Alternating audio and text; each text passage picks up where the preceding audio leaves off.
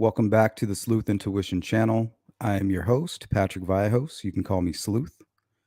Today we will be discussing the Christian Andreacchio case. What's up, Night Shadow?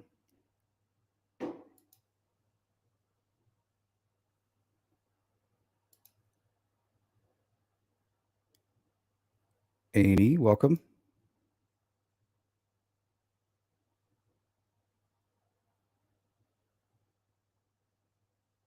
What's up, Donna? Good to see you.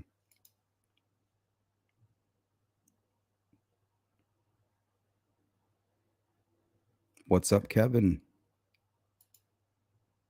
And CJK. Okay, I hope you guys are ready for a mind melting mystery here. This is another very strange case. Officially a suicide with some strange surrounding factors. What's up, Anna? Speculation. We'll get going here in just a little bit, guys.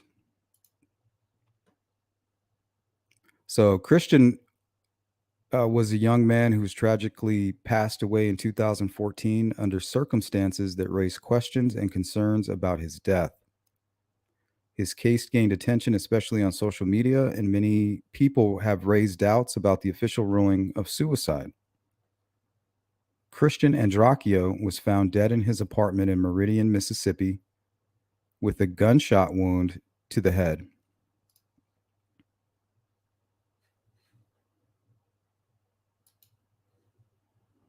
I've never been to Meridian,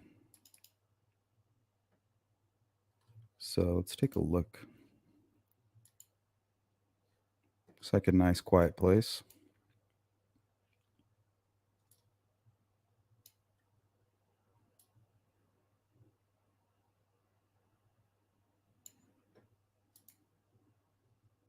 What's going on outside of the grid?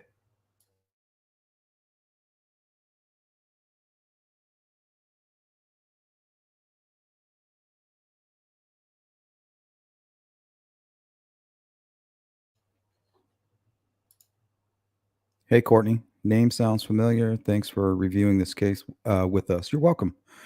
This, I think, for this morning show, we're going to focus on all mainly mysteries. Every once in a while, we'll switch it up. But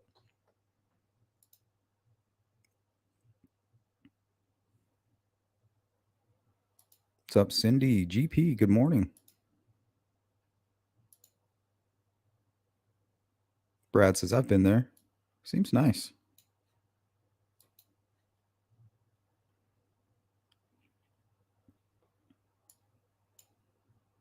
Looks like this is downtown.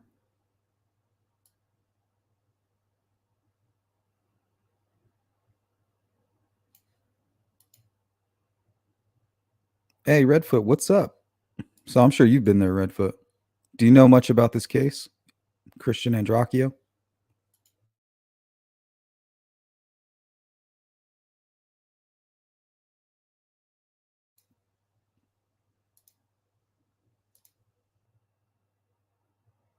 It has bad crime in Meridian. It's not like it used to be. Yeah, unfortunately, we can say that about a lot of these little cities. Mississippi?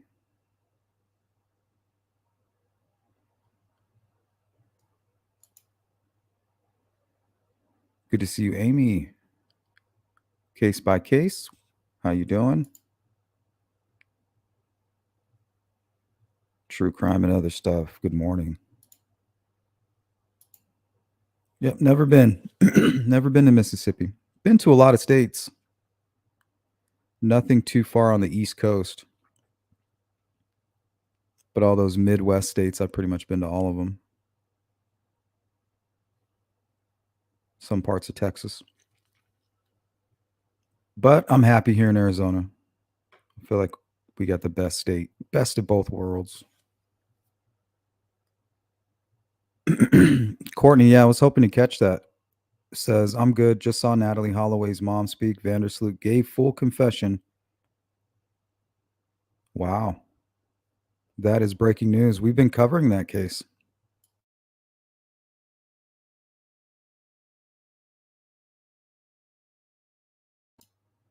Yeah, we just spent 2 hours on a members only live stream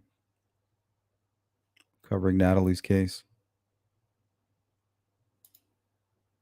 I just have this feeling he's not, he likes to play games. It's like fool me once, you know. Like how many times are they going to keep falling for that? Yeah, I love Arizona.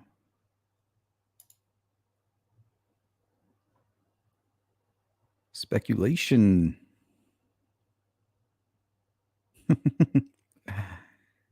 MISSSI humpback I. Bringing me back to elementary. MISSISSIPPI. You remember that song?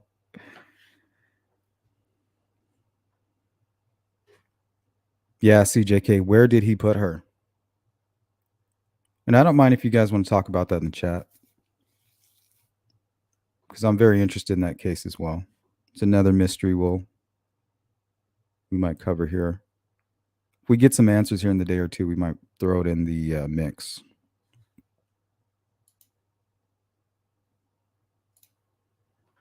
Donna says, my husband grew up in Tempe, or however you spell it. Yeah, Tempe.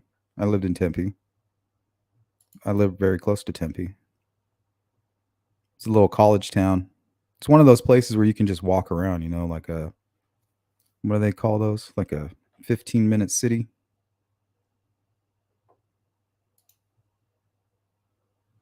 What's up, Boston? Bird brain, good morning. The PP part. Spell I cup. You do. The good old days. Cindy says, Courtney Rob, Natalie case is what got me into true crime. Her mom has been through so much. I pray for her. Yeah, and this Vandersloot guy is like a nightmare.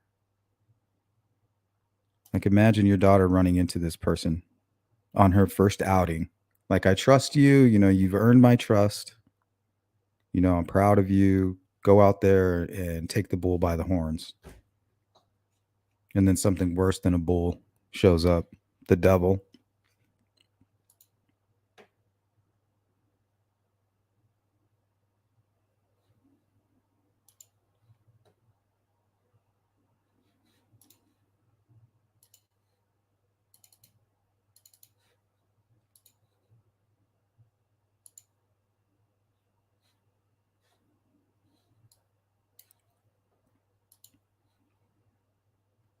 Christian Andreacchio was found dead in his apartment in Meridian, Mississippi, with a gunshot wound to the head. Law enforcement initially ruled his death a suicide, but his family and friends have contested this conclusion, pointing to evidence that they believe suggests foul play. They have argued that there was inconsistencies in the investigation and that physical evidence did not align with the official ruling of suicide.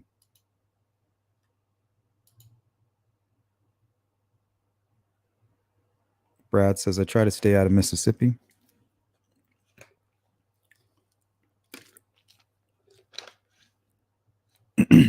Oh, I'm a huge fan of BB King. I guess that would be a good reason to go to Mississippi. Oh, Morgan Freeman's from there too. Shout out to Red.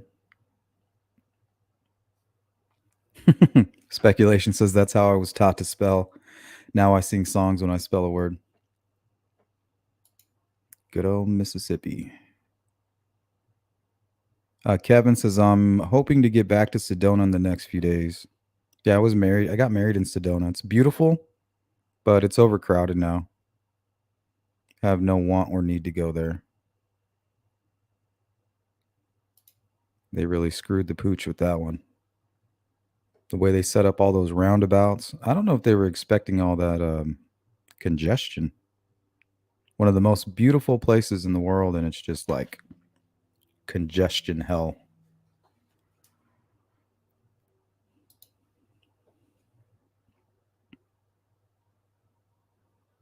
Yeah, Vandersloot. Yeah, the dude is a monster. Hey, what's up, Bird Brain? You ever been to Meridian? Freckled, I hate humidity. Well, that explains why you're a California girl. Good to see you, Freckled. Ruckus, what's up? What's going on, man? How was your little journey? Are you still on it?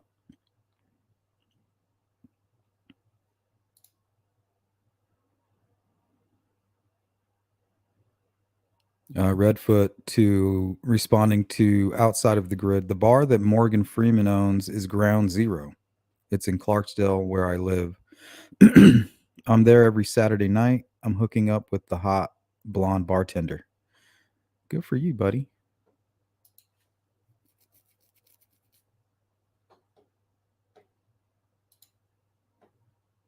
Redfoot's like, I ain't hard to find.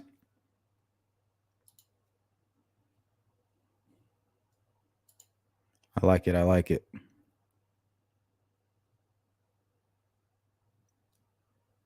Yeah, you can't beat that, Freckled. I just don't like California. I despise it.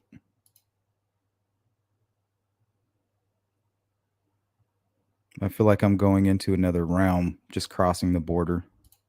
It's like, ugh. I feel like I put on a wet shirt.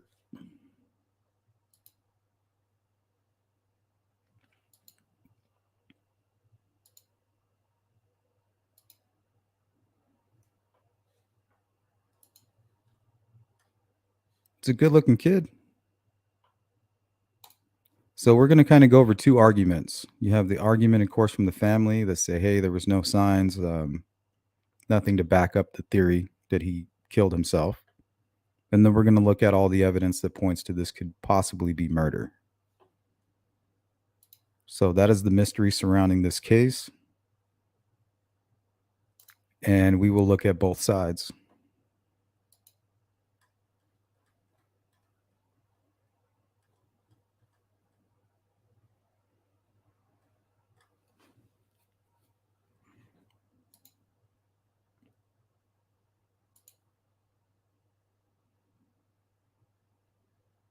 Yeah. I mean, snow didn't bother me, but last time I experienced snow, I was a much younger person. I'm sure now it would just be annoying.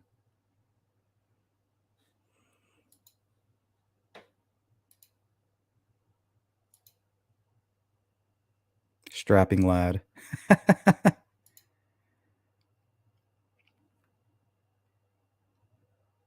Oh, yeah. You guys better hunker down.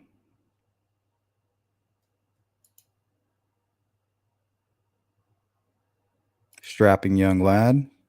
Everything in front of him. Very ambitious. I guess he was hell bent on becoming a tugboat captain.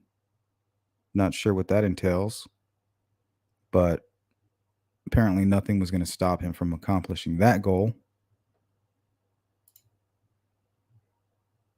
What's up, Jerry? Shout out to Southern Indiana.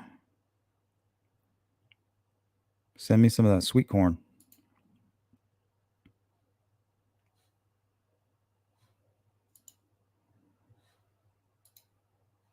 Okay, so this was his girlfriend at the time and one of his friends. And they are big pieces of the mystery surrounding Christian. Some people think there's foul play.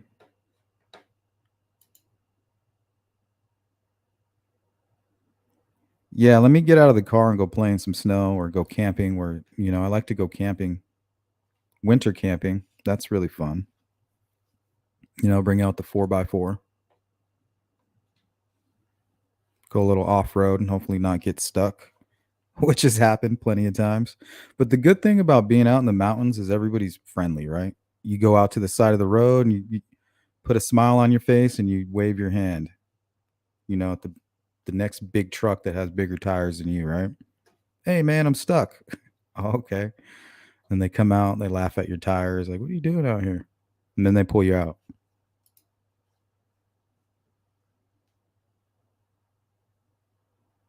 Donna says, my husband loves Arizona. He says it's a dry heat, not sticky like it is here in North Carolina. Yeah. But I mean, the oven is kind of like a dry heat too. You know what I mean? So that's kind of what it reminds me of, like sticking your head in an oven.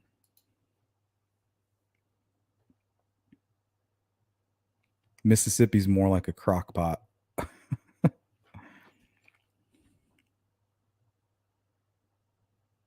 Bird brain, yes, 100%. There's a lot going on with this case. We're going to look at the 911 call. We're going to read both his friend and his girlfriend's statements. We're going to look at some local news reporting and some responses from Christian's family. We're going to look at an insane video involving his friend and Andrew's sister's boyfriend long after his death, which is insane. And then we're going to talk about it. But I think we should start with the 911 call.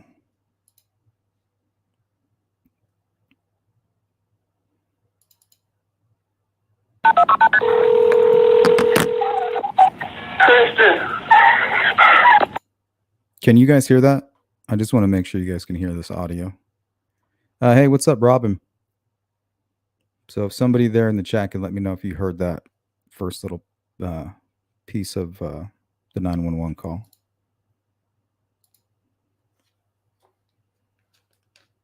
Whitley and Dylan. Yeah, I admit, and officially this is a suicide, but Whitley and Dylan are suspicious as hell, especially after reading their statements.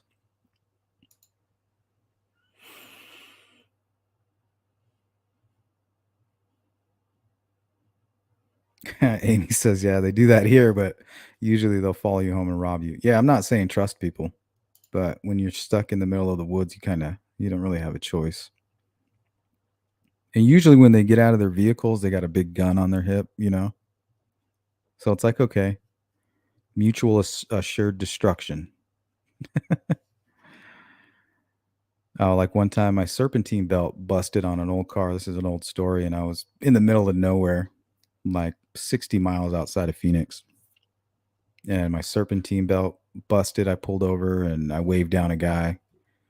And he just happened to be going exactly where I was headed, like two blocks up. It was him and his girlfriend, young kid, picked me up. And I was like, wow, man, thanks for picking me up. He's, oh, no problem. And I sat in the back seat and I looked over. He had this huge, like, desert eagle or some shit on his hip. I was like, okay, no wonder why you're not really worried. So I was like, okay, cool.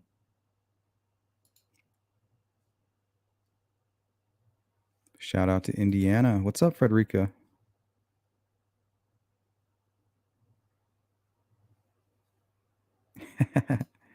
The oven breeze. The ocean breeze? Yeah, that's got to be nice. Shout out to Colorado. All right, thank you, 517. Amy, loud and clear. Here we go. I'm going to restart it. Christian. 911, where's your emergency? Man, we've had a suicide. You had a suicide? Yes, ma'am. Okay, what's your address? The Woodland Apartments. Woodland Apartments? What apartment number? 801. Apartment 801? Yes, ma'am. You see a BMW at Okay. 671. Alright, who is it, sir? Christian Andreacchio. Chris Andreacchio? Yeah. Okay, and you said he committed suicide? Yes, ma'am. He's laying across the bathroom tub, and he's got blood everywhere. Okay, you said there's blood everywhere, he's across the bathroom? Yes, ma'am. Okay, he's not breathing? No, ma'am. Okay. What's your name? Dylan Swearinger. Swearinger, what was your first name? Dylan. Dylan? Yes, ma'am. Okay, Dylan, stay on the phone with me, okay? Okay. Is your phone number 616? Ma'am. Is your phone number 616? Yes, ma'am. Okay. Please get somebody up here. I got several officers on the way. Okay, just stay on the phone with me. I really need to call somebody in the family. Okay, hold on. You don't know how, there's no weapons or anything? I think he shot himself.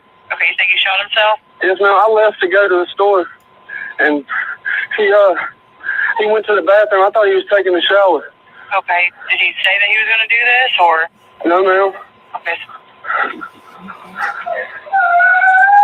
Okay, who's that in the background? That's his girlfriend. His girlfriend's there too? Yes, ma'am.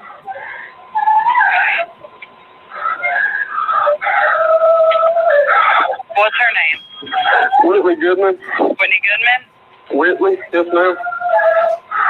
Okay, she's not, okay, she's trying to touch anything, okay? Whitley. Is she up with him? Come down here. They don't want you to touch anything. Come on. Just try to, if it, Come here, Whitley. Come here. okay, what's Whitley's last name? Ma'am. What was Whitley's last name? His last name? Her last name. Goodman. Goodman. Okay. I do got several officers on the way. We do have the ambulance on the way too, okay? Whitley, come here. Come here, Whitley. Now, I really need to call a family member. Is that okay? Okay, hold on. Can I put you on hold? Okay, hold on 1 second, okay? Come here, Whitley. What? I know you can't calm down. Please. Please.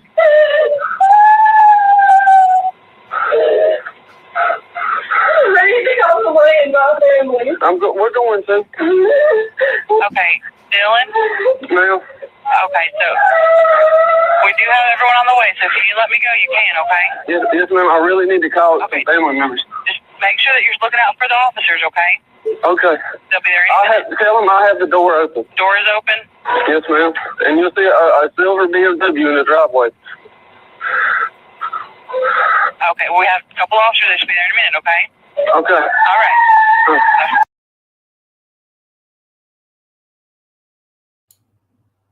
So there's the very disturbing call.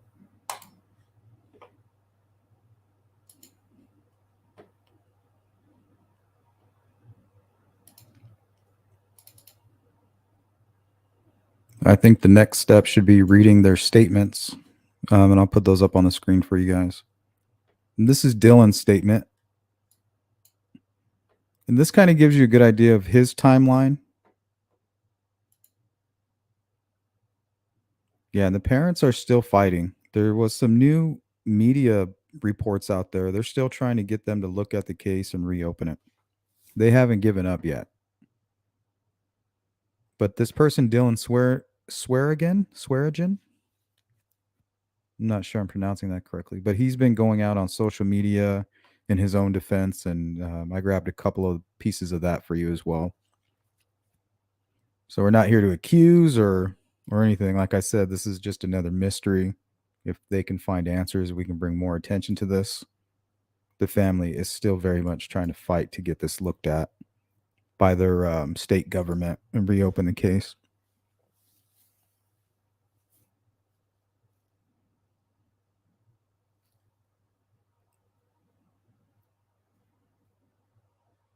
Yeah, that part always makes my shoulders kind of stand up like, oh.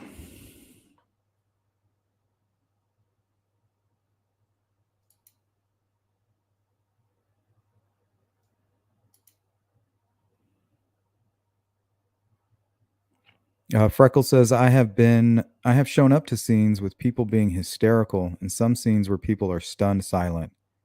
You never know how you will react to something like that. Yeah, because I feel like it comes out of nowhere. You know, you're living your life, everything's normal, and then boom, just like that, you're in some kind of weird nightmare. I was watching a video yesterday. It was body cam, and I don't have the details. I think it just happened, but it was of some 12-year-old girl who was being removed from a home who had apparently stabbed her little brother to death. It was and the mother is looking out at the daughter. She's inside the house. The cops have the young girl outside and she's looking at her. And the daughter's saying, I'm effing sorry. I don't know what happened. And the mom is just literally looking at her with these huge eyes like, who am I? Like, she goes, I can't even look at you. And she kind of closed the door like to remove her from her vision. And I was just shocked.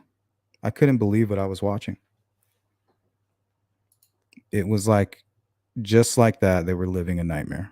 That little girl will never be the same. She killed her own brother. That family is forever ruined. The drop of a hat.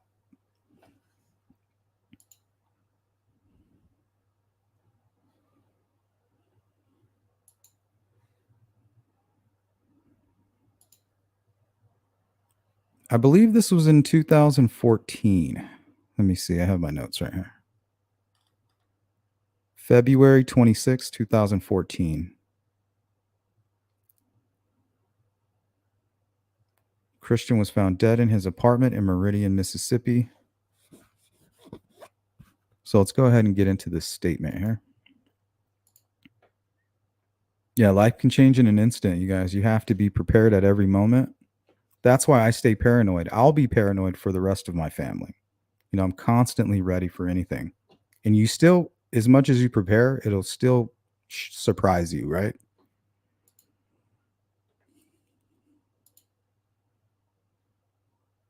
Hey, what's up, Steve? Good to see you. Says there is much to be analyzed in the scene for a true determination for cases like this. What do you think they need to look at? Like trajectory of the blood and things like that? Or more than that?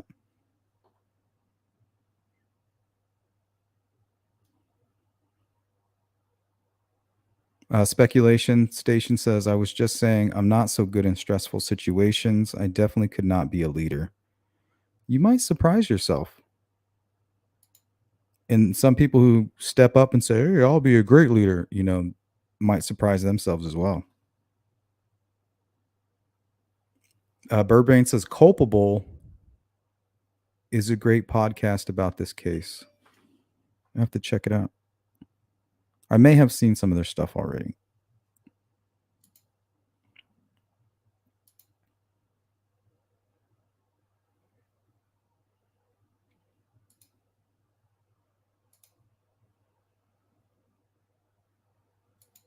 Yeah, I think so, Courtney.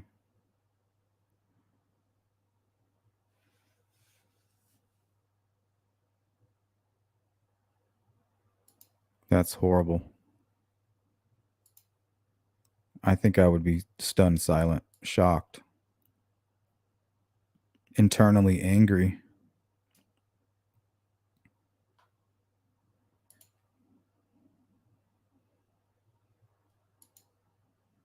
Yep. All right. So Dylan Swearigan statement, October 9th, 2019. So, and this was posted by Sleuth Syndicate. So shout out to Sleuth Syndicate. I think that's where I got the other statement too. So good work, guys. They got a lot more information on the case as well.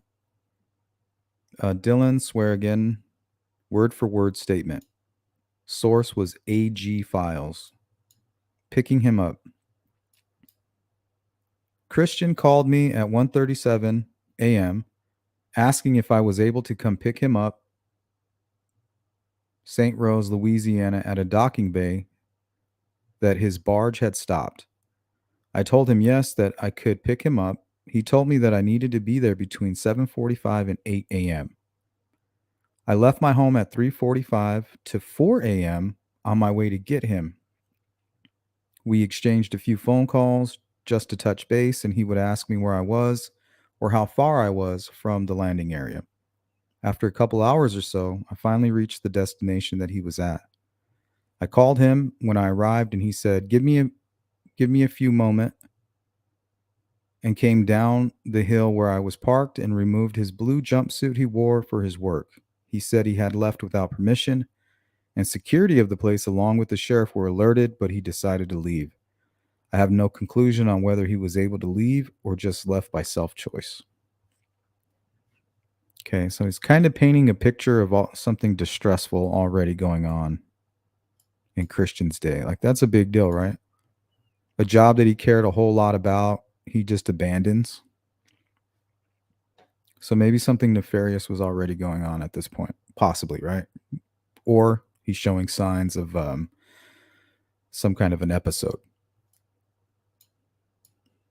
The ride back to Meridian. I'll catch up on the chat real quick.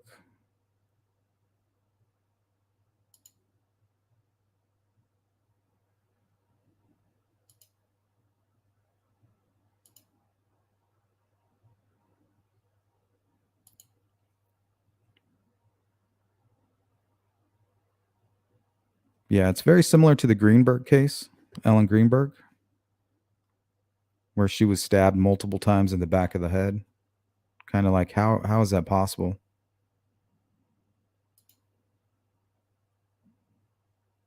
That's another case we'll cover here in True Crime in the Morning.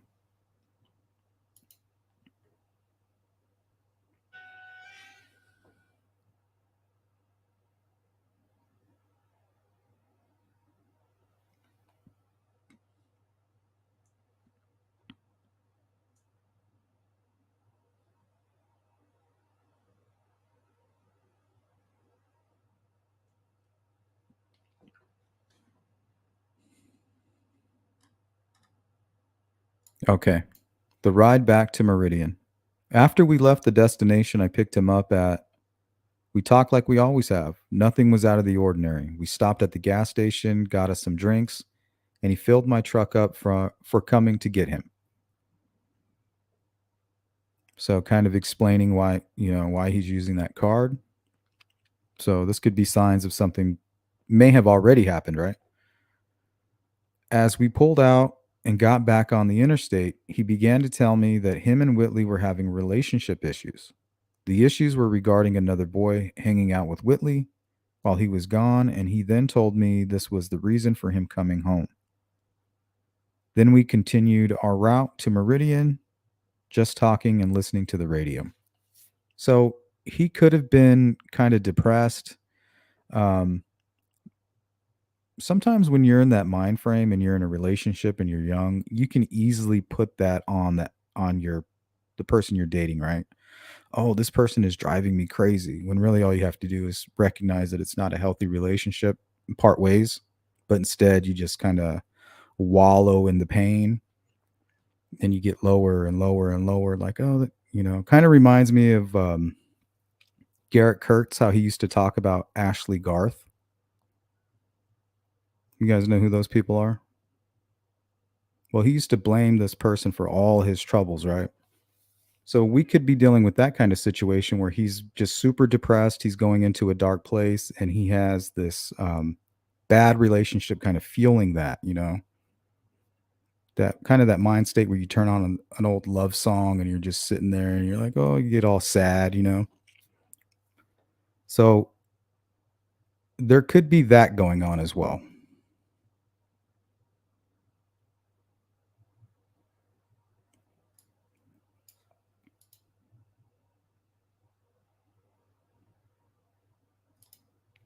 Um, True Crime Web, Steve with True Crime Web, contact wound angles. So we're going to talk. I do have some information on the angles, a little bit on the contact wound, nothing on the back spatter, high velocity spatter on the gunshot residue, victimology. Yeah, I forgot about the gunshot residue. I don't know if they tested anybody else in the home.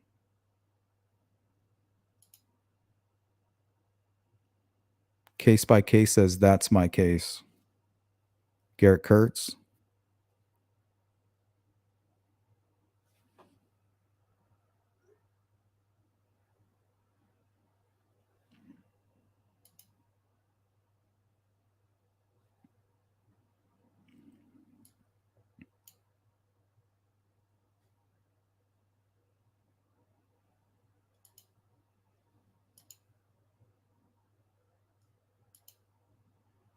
Yeah, Kurtz might be a serial killer. Loretta says culpable episode 11. They bring in Sheila Wysocki, a private investigator, and her team, who are excellent. What was their conclusion? Loretta, do you know? What were they saying? What were they focusing on? Anything interesting? Ruckus says this took place in a shower. Was the water running? No, I believe he was in his jeans, shirt off, and he was leaning over the shower. That's kind of like how somebody would be murdered, right? You bring him in the bathroom near the shower, kind of like the Training Day. You remember that? You guys ever seen that movie, Training Day? Where they're paid to assassinate the officer. They bring him in the bathroom and they shut the curtain. Well, he was kind of in a similar situation. He had his shirt off and he was bent over the bathtub. And the gun was laying right there as if somebody had picked it up and laid it on the counter next to the sink.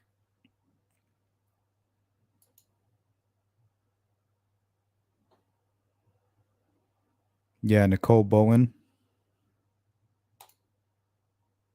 We cover that case. I think Nicole Bowen's family might even be here in the chat. GP is a family member of Nicole Bowen.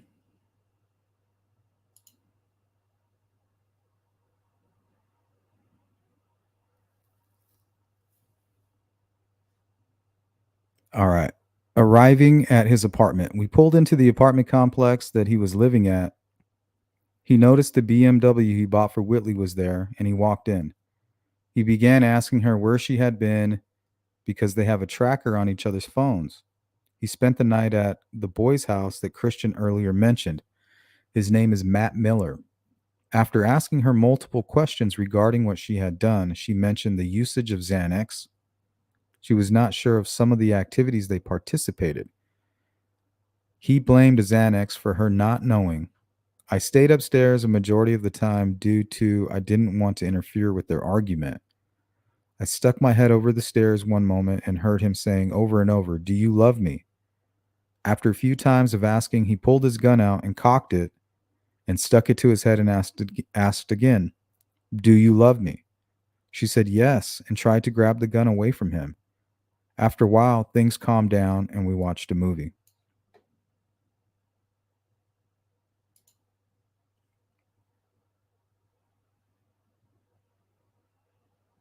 Yeah, Jody Arias. That happened in my neck of the woods. That happened in Mesa, Arizona. I was thinking about going by there and being one of those weirdos. They got to shoo off the property.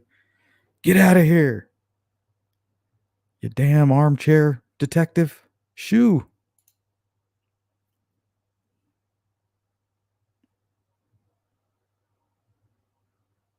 Oh, the Nicole Bowen case.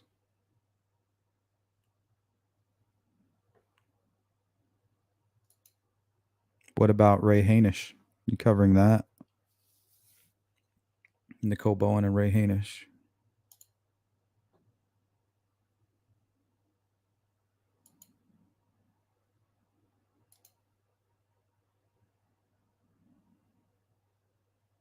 CJK, we played it in a members meeting a couple months ago.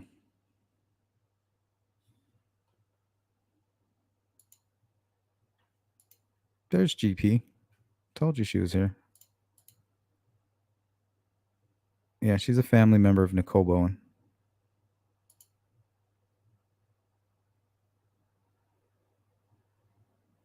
On the 911 call, went to the bank to get Christian's money. Yeah, we're going to talk about that right here. This next part's titled Leaving the First and Second Time. And that's kind of where we're going to look into him using that card, his Visa card.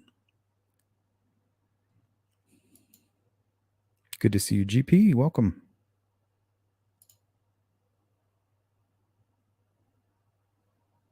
Yeah, we can always talk about the Delphi murders. Probably one of the biggest mysteries I've ever covered.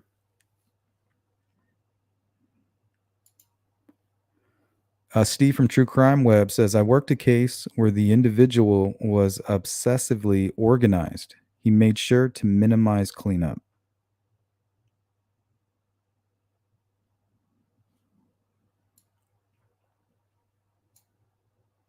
All right, let's take a look at the rest of this statement here.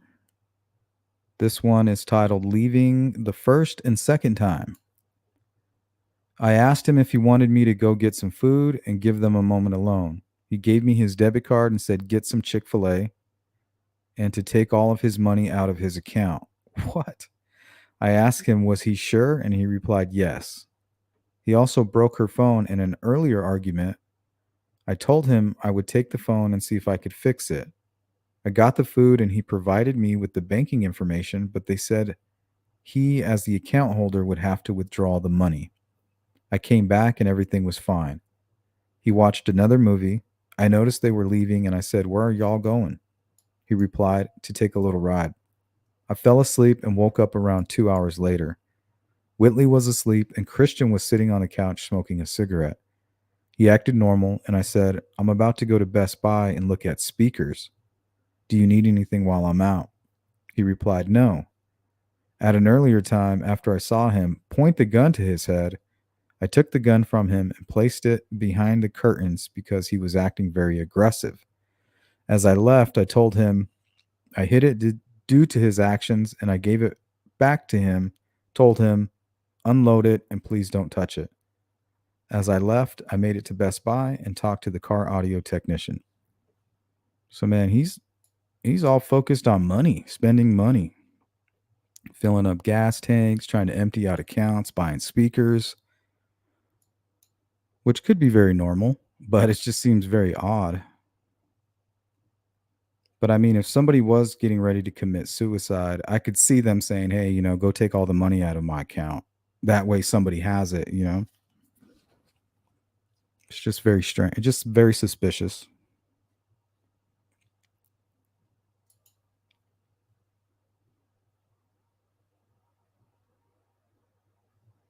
What's up, Tom Tom? Take all my money out. That's not fishy. Yeah, very fishy.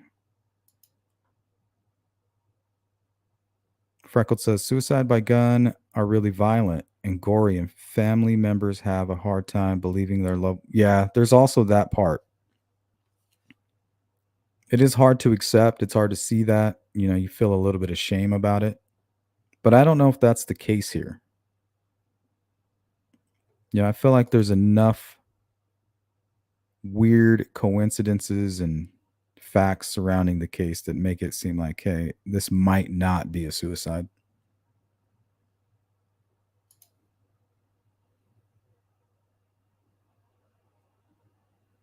Good question. Good question, 517 Kels. Maybe he had a credit card.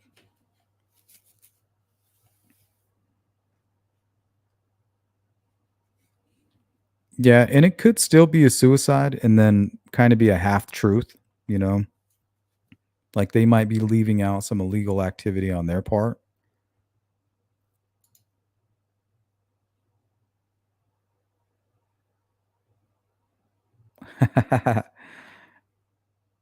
Brad says he likes messing with people with OCD.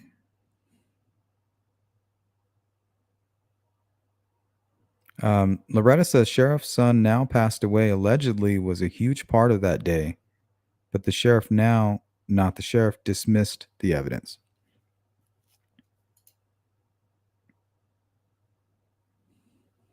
Yeah, it's like he's able to tie in everything, right?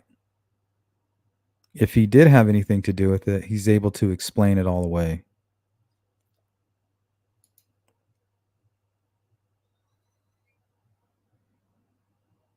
Yeah, it does make sense to me. Like, I'm not going to be here anymore. I might as well not waste it. And not really thinking it through. But the part, like, is he that dumb to think that some random person can take his money out? Or was he just not really thinking? Were they all high on something? I always feel like anybody that was involved in like a situation like this will always leave out the bad parts that they did. Anything that makes them look bad. If they can leave it out, I think they'll try.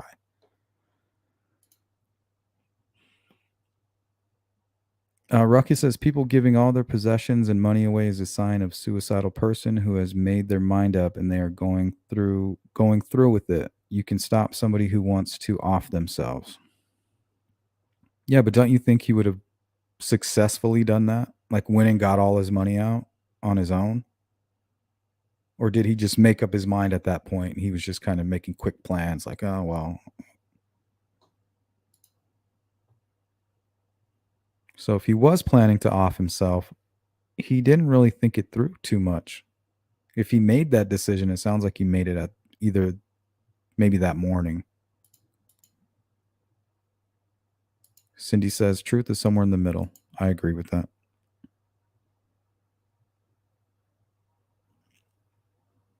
Yeah, Freckled, because I know some of these cases they do the opposite, right?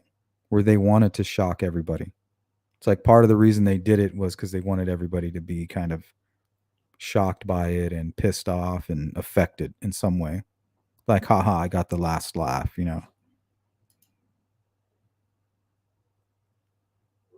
No, the bank didn't give him the money, told him he needs to come back with the account holder.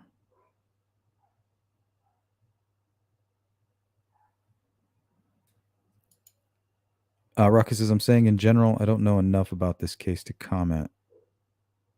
Yeah, we get it. Your input is definitely valued, so thank you.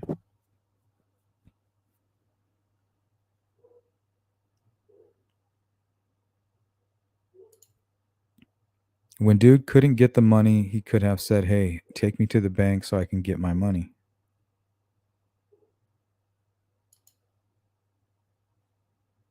Okay, so this is the last part of his statement. It's called Arriving Back from Best Buy. As I walked in, I noticed he wasn't on the couch, and I walked around the apartment calling him and got no answer. I walked up the stairs and noticed the bathroom light was on, so I figured he was taking a shower. I knocked and said, are you all right? Still no answer. So I walked downstairs and walked into the room that Whitley was sleeping in.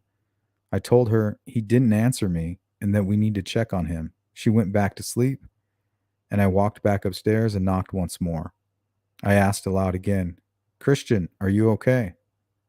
He didn't reply, so I opened the door and saw Christian laying face down across the tub with blood in it. I yelled, Whitley, Christian is dead. We have to call 911. She screamed and ran upstairs and began holding him. I then called 911 and directed them to the apartment, and the police arrived and then took control of the scene and asked us to sit in the living room. All right, so that was the full statement by Dylan Swearigan.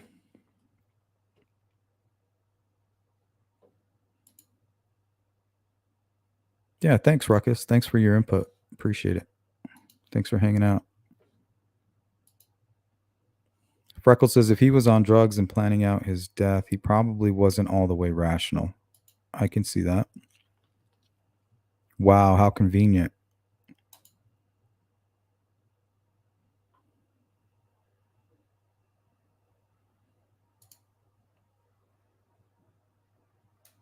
Yeah, I mean, if she was passed out on Xanax or on anything really, I don't know if it would have woken her up. Cindy's asking, and I'm not sure about this, Cindy. So if anybody out there knows, did they find any drugs in his system?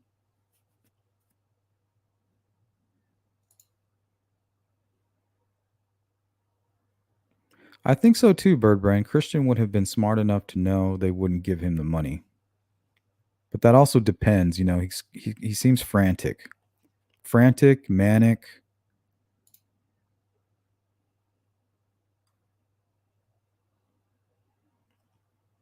This is how crimes of passion happen. You hear your wife or your girlfriend's cheating on you and you just kind of lose it. Especially if you're already dealing with some issues that maybe you haven't been communicating with the people around you. You've been kind of keeping it secret, and then something horrible happens that traumatizes you, puts you in like a weird state of mind.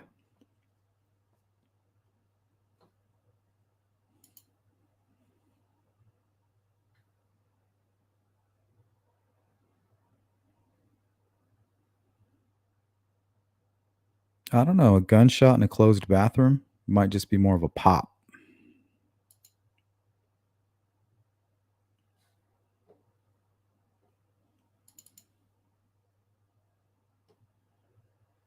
All right, let's take a look at Whitley's statement. It's much shorter, surprisingly.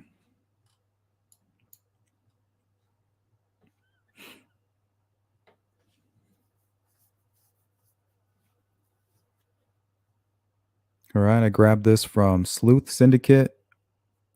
She's listing her sources, AG files.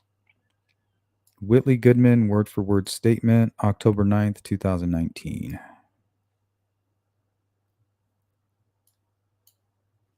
Saturday the 22nd, also the day Christian left out for work at 5 a.m. That night, I went to a Mardi Gras party with my family. He stopped talking to me starting at 1 the day he left for 2 more days.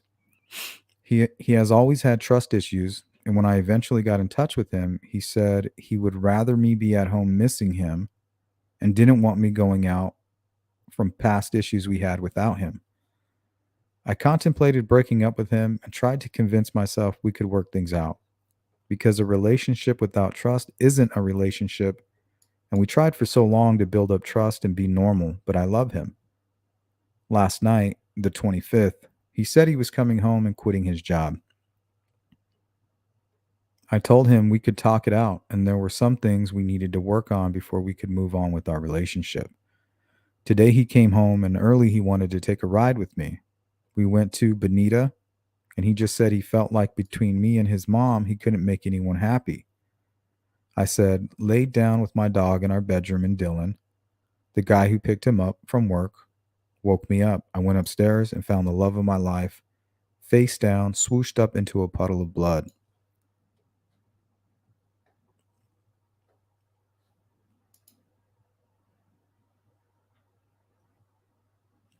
Birdbrain says, not the first time she cheated. He told fellow towboater he was getting off to finally break off their relationship.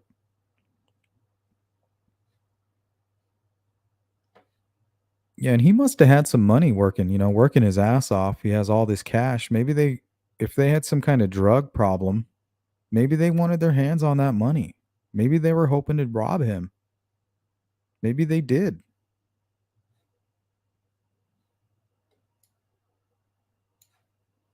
I wouldn't put it past them. But I mean, officially they had, they're cleared. But their family's fighting because it is extremely suspicious, these circumstances. If you would take out all of the money activity, oh, he filled up my tank because he wanted to. Makes sense, though. If you're picking me up, I'll fill up your tank for sure. But then it goes on and on and on. Take out my money. I'm buying speakers and this, and that. I don't know. It just seems like a lot of activity for somebody who's just there to give somebody a ride and then kind of stuck as a third wheel in an awkward situation. We've all been there.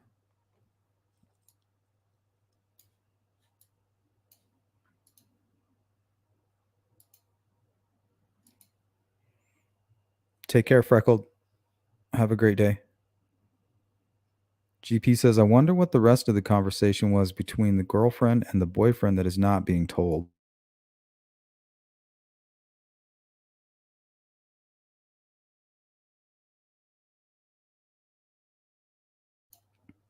Well, not only that, GP, these are the last two people that seen him. So everything can be a lie. From the moment he left his job, right? Like, what if he just met his friend and his friend just totally pulled a gun out on him? It's like, I'm not really your friend. Like, we're going to rob you. You're coming with me.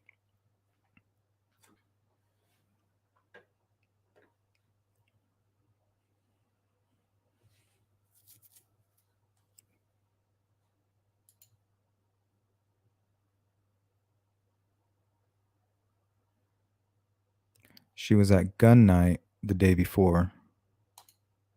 Wonder what that means. Birdbrain says, no way he quit that job. How do you think he had given her the BM? Exactly. But at the same time, I have a feeling she might have said, well, you're too career oriented. You spend too much time working and you don't spend enough time with me. I'm just here, this young girl, all these guys hitting on me. I want to go out and live my life. He's like, okay, well, I love you. I'll give this up for you. So he could have been obsessed with her. That does happen.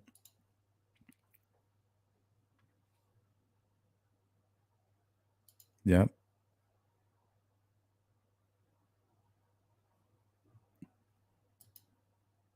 And apparently picked him up. Thanks, Cindy. All right, we got a sponsor with the super chat from Cindy Lean. Interesting case choice poll, murder or suicide. Yeah, we should do that, huh?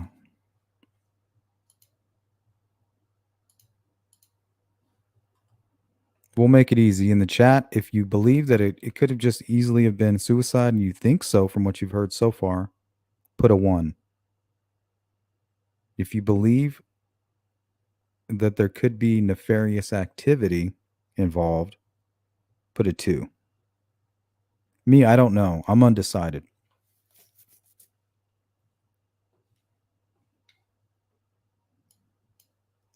That's the thing that bothers me about sophisticated criminals, right? They can cover their tracks and they can leave that doubt lingering. Tom Tom says going with the 187. Amy says, yep, 187. 187. Redfoot says, I'd be pissed off too if I had just bought my girl a BMW and then found out she could be cheating.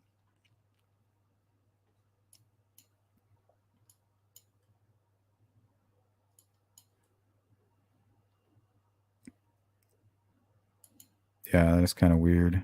But is he like just trying to buy her love? He might have been going through some personal pain that he just didn't quite know how to talk to anybody about. Angela says 2. Foul play, indeed. True crime and other stuff. I need more information.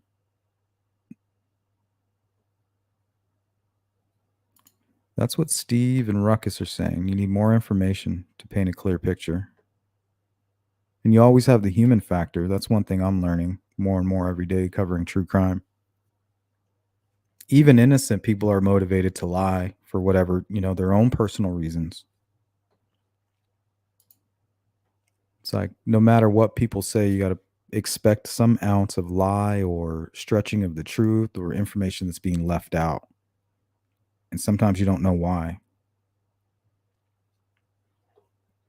Only the person doing it will really know. Tom Tom says, why didn't he take his own money out of the bank then if he planned it?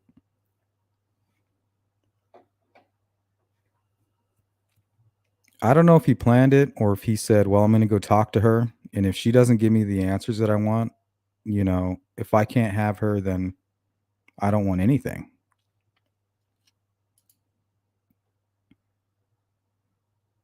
Loretta says, with ease, number 2, foul play. But then I've read the books, listened to the podcast, and felt like, oh my goodness, what drugs can do. It's a rocky road. Yeah. Drugs and alcohol and things like that, or a really good way to bring about the things that we talked about earlier on in the podcast, where we said at a drop of a dime, right? Drop of a hat, your life can change. Well, a lot of factors are drugs and alcohol. You mix those things together and with the wrong people at the wrong time, and at the drop of a hat, you could have tragedy.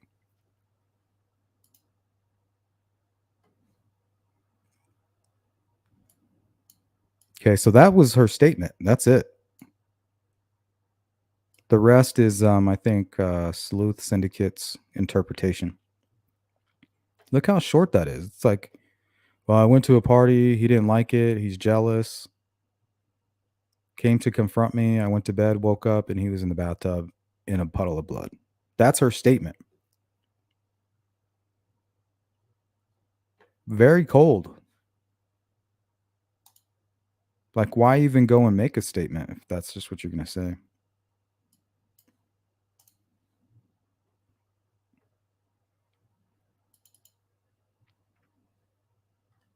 Okay, here's a social media post by Dylan.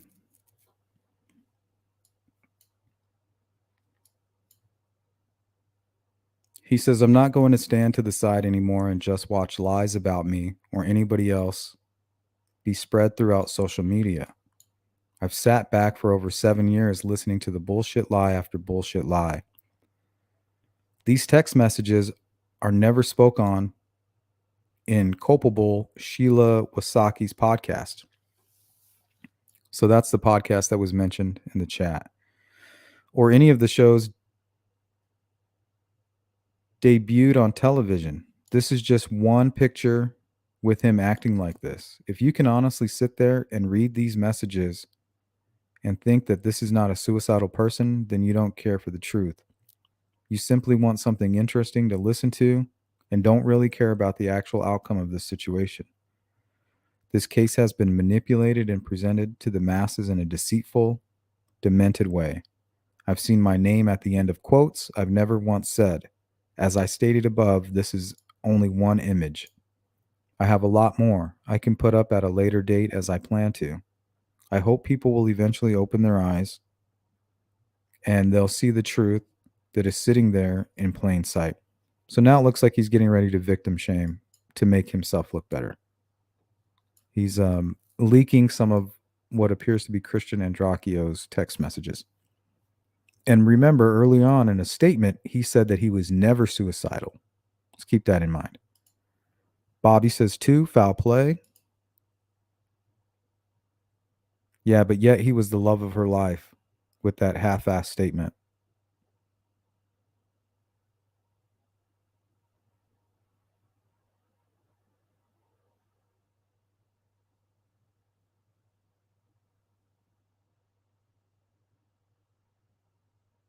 Interesting.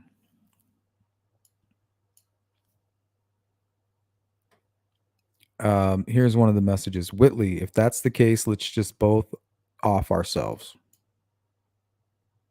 That was February 26, 2014, same day. If this doesn't work when I get to the apartment, I'm putting my pistol in my mouth and I'm ending this once and for all. Yeah, and who knows if he even sent those messages. The only people to see him from that morning on were the 2 people that were with him when he, quote unquote, killed himself. Personally, I advise you to do the same thing because no one will ever love or care about you like I will. So that could be him, right?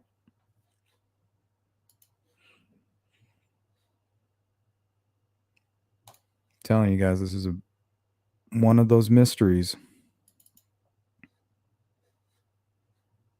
Okay, so let me go back to my notes here. We'll skip the timeline because we're running out of our own time. All right, the case for murder. Christian Andreacchio's death is a controversial case that has raised suspicions and led some to believe it could be murder rather than suicide. Although the official ruling was suicide, several factors have contributed to these suspicions. This one is inconsistent evidence. Some supporters of the murder theory argue that the physical evidence at the scene does not align with suicide. They point to the angle and location of the gunshot wound, suggesting it could have been difficult for Christian to shoot himself in the manner described in the official report. Lack of motive. Some believe that Christian did not display any apparent signs of depression or suicidal tendencies before his death, which raises questions about why he might have taken his own life. They argue that there was no apparent motive for suicide.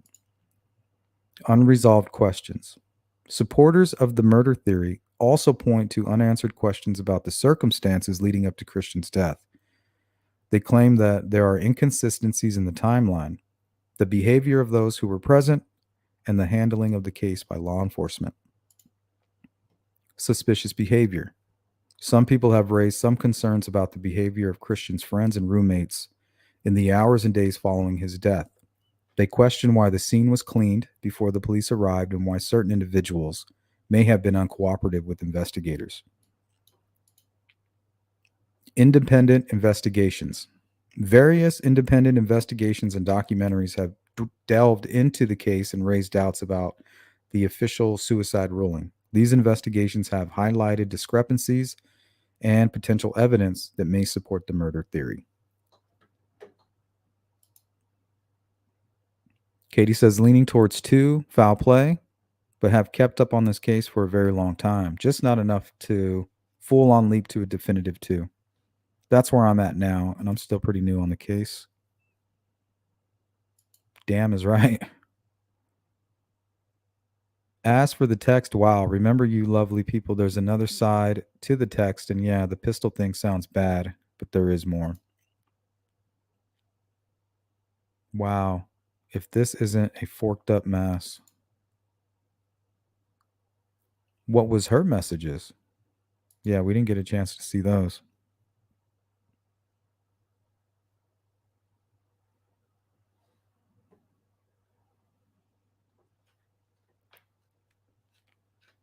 So the majority of you out there are leaning towards foul play. I think there's plenty to suggest that he did hurt himself, but the fact that there's these two other people who were there with him who seem a little suspect, that's the only narrative we have. And you have one person who may have been participating that doesn't really want to speak about it. You know, like, yeah, I participated. Here's my little statement. That's it. I'm walking away. Talk to my attorneys.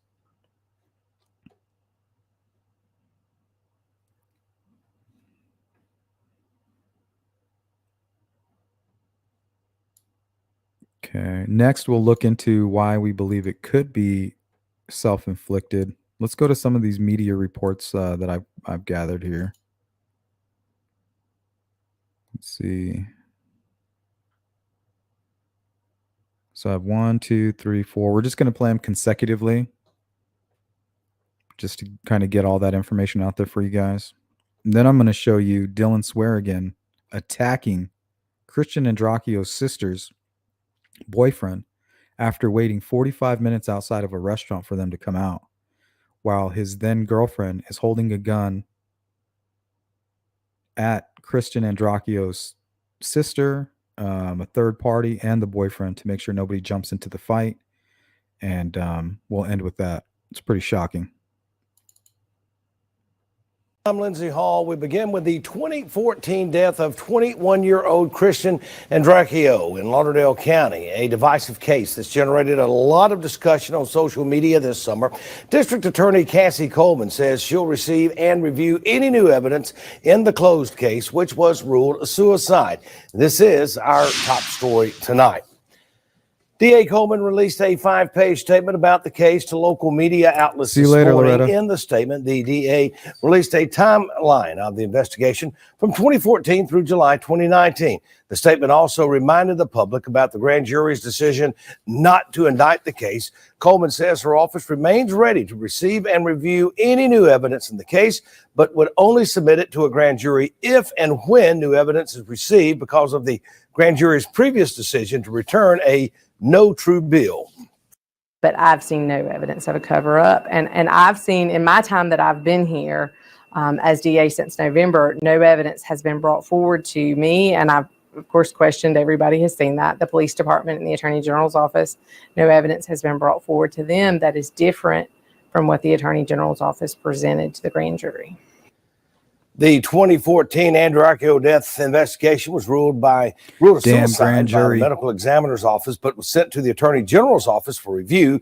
The AG's office also considers the case closed following the grand.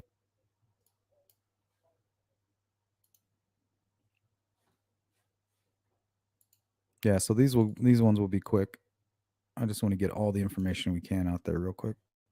Tonight's Meridian City Council meeting when a candidate who's running for Lauderdale County District 2 supervisor publicly questioned the way the Meridian Police Department handled a 2014 death investigation.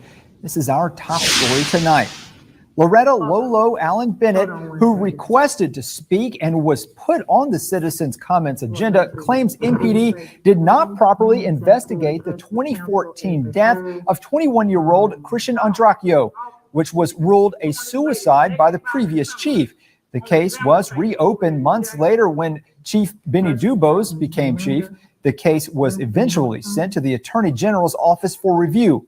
The AG's office considers this case closed after a Lauderdale County grand jury chose not to indict 2 people in the investigation back in 2017. Yeah, GP, Bennett I agree with spoke that. to the council for about 5 minutes and said the entire case should be looked at as a murder investigation instead of suicide. She also put pressure on the Meridian Police Department. So I just want to know, Chief Dubose, what is you going to do to get this family some justice due to the fact you weren't the chief at the time, but you're the police chief now? We in law enforcement are the voice. I mean, what difference does it make, like, if you relook at the old information? Maybe they got it wrong. That's the only thing about these Supreme Courts and stuff like that. Once they make a ruling, it's like, that's it. You know, that's it. There's no going further than that. Of the victims. And I would like to speak for the victims and give them some type of closure, if you will, on this, but we have to do things the right way. And we do not have any evidence to justify a capital murder charge. What we were going to present was manslaughter due to culpable negligence, but that was taken away from us and given to the state attorney general's office. And that's the MPD stand on that case. What's up, Frank? James Lee was the Meridian.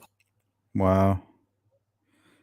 Give me a second, guys. I need to reset my system here. It looks like we have a little delay. And my computer's set up for gaming too. So sometimes that messes with my audio. So just bear with me.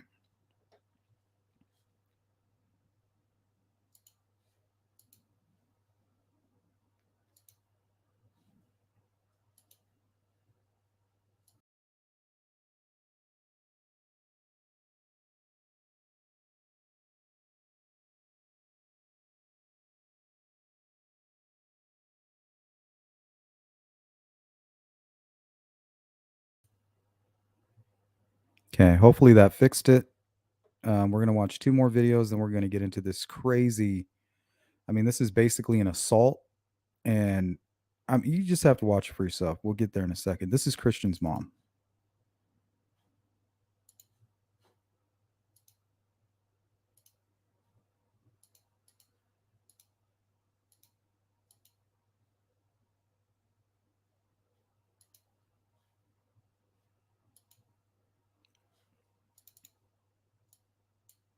At this evidence has all immediately said this was a homicide, and they have plenty for murder. You know, the biggest concern is that this case was never handled in the typical manner. Everything was very atypical.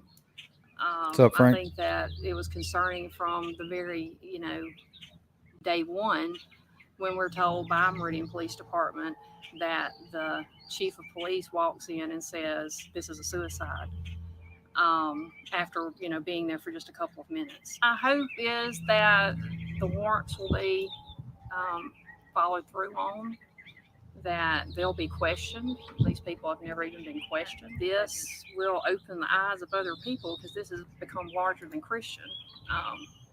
Our priority is Christian, but I feel like that I have learned that you can't take for granted that everybody's going to do their job right. I agree with that. If you feel like something is not being done right, then you need to challenge it.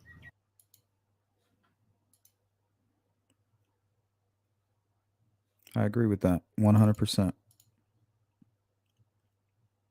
Okay, this is where things start to Of a escalate. series of popular true crime podcasts involving the death of Christian Andreacchio are suing the Andreacchio family, the producers and creators of the podcast, along with 50 John Does for defamation and emotional distress. Jet Miller and Whitley Goodman filed the $47 million lawsuit in Lauderdale County Circuit Court earlier this month. The lawsuit alleges the defendants published and reported false accusations and defamatory statements about the plaintiffs on multiple social media platforms, and also on 2 podcasts involving the 2014 death of 21-year-old Christian Andreacchio, who was found unresponsive in a bathroom at a Meridian apartment complex.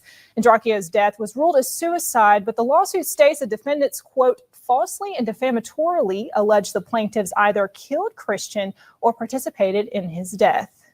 We'll have more in tonight's special assignment.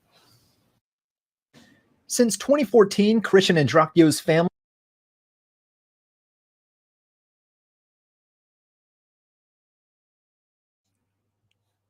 Yeah, we're going to have to cut that one short. But isn't that crazy? So it escalated. They started having like drama between the families.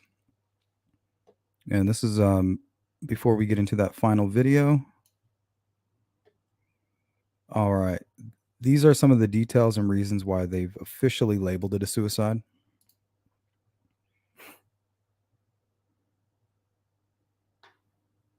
Yeah, we were talking about that true crime at the beginning of the live stream. So now let's hope that he's going to tell them where the body is and where to look. But remember, fool me once. And how many times has he fooled them?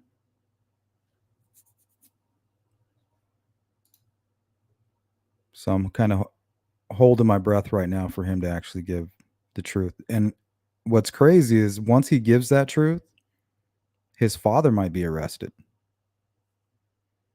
So, yeah, we're going to definitely cover Natalie's case here at some point this week. We have to.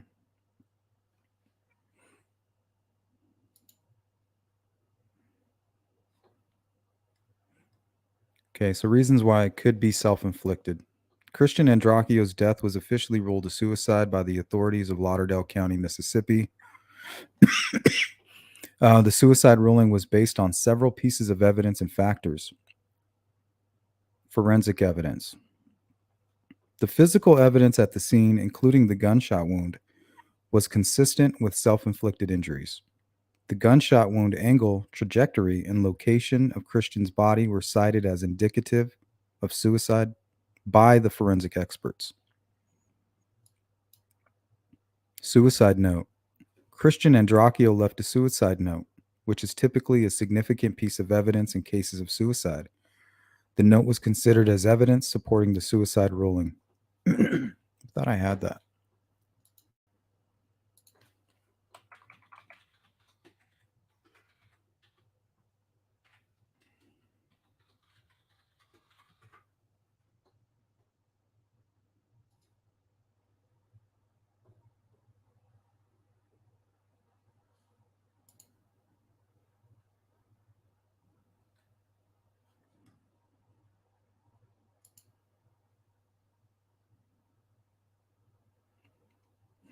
Yeah, I didn't pull that guy. Sorry. I don't even know if it's available. The note was considered evidence supporting the suicide ruling. Previous mental health concerns.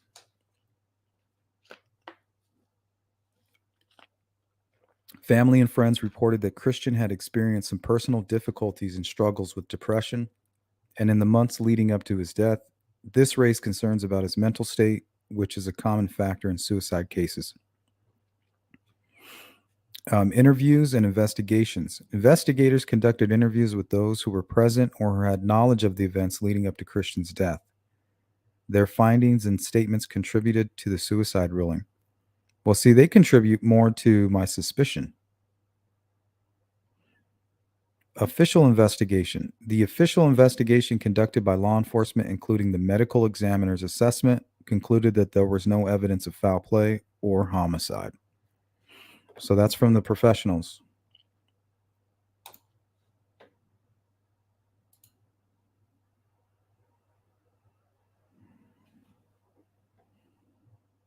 The judge told the family that they would never find the body. So does that mean he did not dump her out in the ocean? Maybe they did something worse, like acid or fire or cremation or something.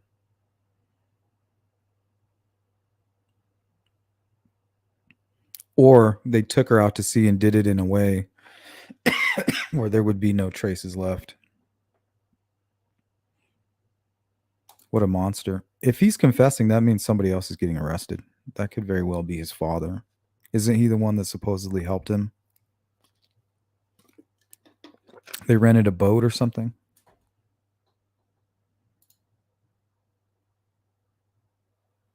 Yeah, Cindy, I totally forgot that there was a suicide note. I don't know if it was there. I must not have been able to find it. So I apologize. But this is the most recent event here.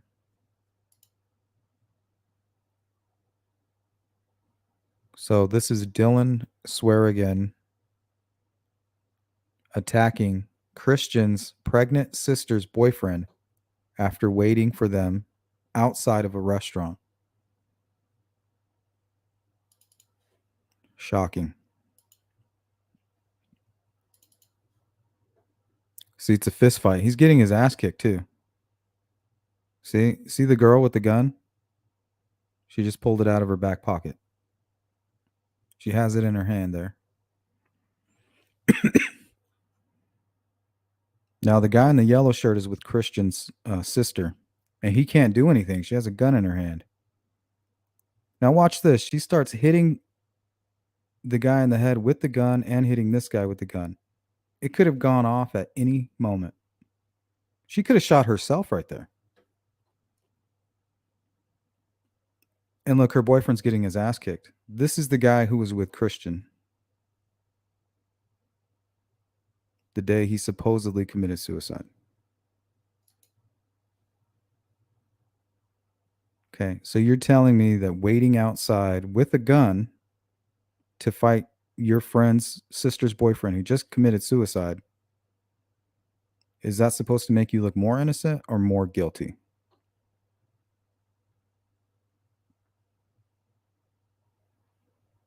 Look, it kick to the head.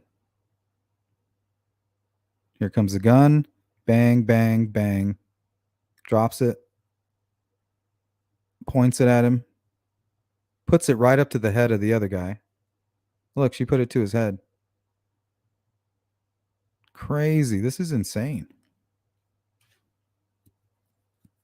You can tell he knows some jujitsu. Look at that. Look at that reverse move right there. He's back on top, smacks the hell out of him.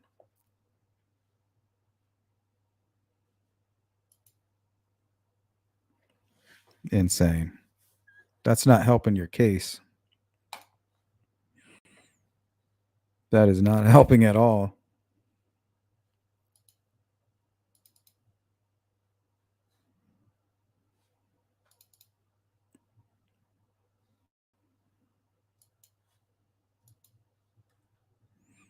But that is it, guys. That's all my time. If you could hit the like button on the way out, we'll finish up the chat, and then I got to run. Replay crew, leave a comment. Let me know what you thought about today's morning show. And all of you out there, consider subscribing, consider becoming a member. We actually have a members meeting later today. Really on nothing. We're just going to hang out and talk. It'll be an open discussion. Members can call in. They can join the live stream, whatever. If you want to donate, you can find my Cash App in the description. If you want to support the channel, you can buy some merch. You can also consider becoming a member. All of that is links are in the description. The easiest way, though, is just by hitting the like button, subscribing, hit the notification bell, and share the videos. That's the easiest way to support the channel.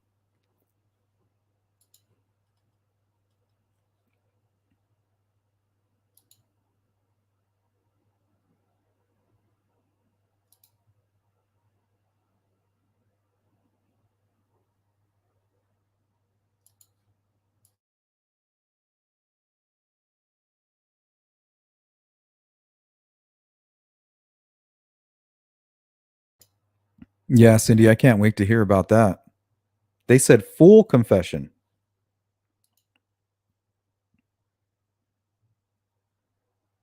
Yeah, if anybody can send that to me, if you have it, we'll post it up in the community page, kind of as a follow-up. I'm very interested to see what's in that. I may have seen something that was typed up. It almost looked like it was typed up on a computer or something.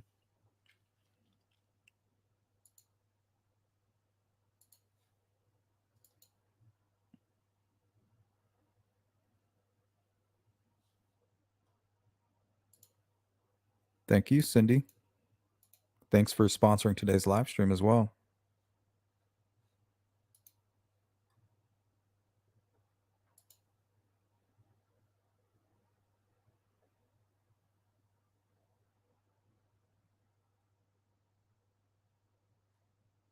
Yeah, I might be wrong on that one, guys. Might have to do a follow-up on that. Feel free to correct me in the comments, too, if you're watching this going, sorry, bro, there was no suicide note. Or if you have any information on that.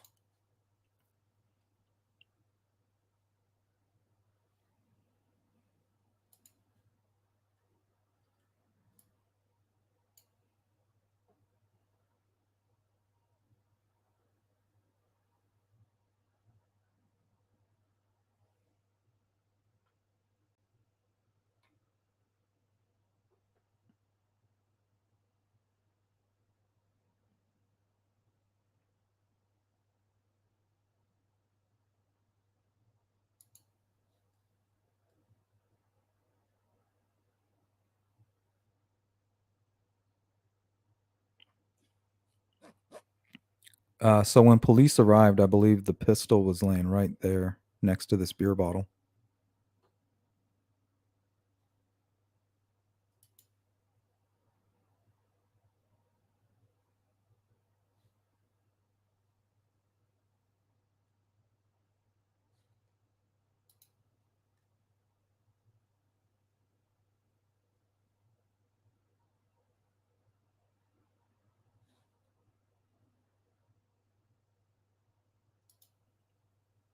All right, guys. Thanks for hanging out. Everybody who caught the live stream, shout out to you. Everybody who participated in the chat, thank you for your input. Replay crew, remember, let me know what you thought of today's live stream. And I will see you guys tomorrow morning. Members, I'll see you later in the evening. I'll go ahead and be posting a link for call-ins. You can call the business line, or you can actually join me live in studio, and we'll just hang out and talk about whatever. But on that note, guys, I do got to bail. Till next time, peace out.